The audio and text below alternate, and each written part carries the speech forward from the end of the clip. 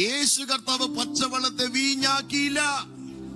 അപ്പൊ ഇതൊന്നാമത്തെ അത്ഭുതം അതല്ല. യോഹന്നാൻ എഴുതിയ സുവിശേഷം 2-ാം അധ്യായം 11-ാമത്തെ വാക്യം പറഞ്ഞിരിക്കുന്നു, യേശു ഇതിനെ അടയാളങ്ങളുടെ ആരംഭമായി ഗലീലയിലെ കാനാവിൽ വെച്ച് ചെയ്ത് തന്റെ മഹത്വം വെളിപ്പെടുത്തി.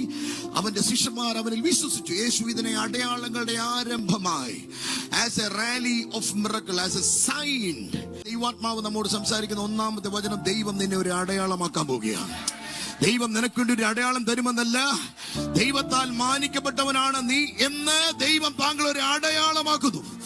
നിങ്ങളുടെ ജോലി സ്ഥലത്തൊരു അടയാളം, നിങ്ങളുടെ കുടുംബത്തിൽ ഒരു അടയാളം, നിങ്ങളുടെ ദേശത്തിൽ ഒരു അടയാളം.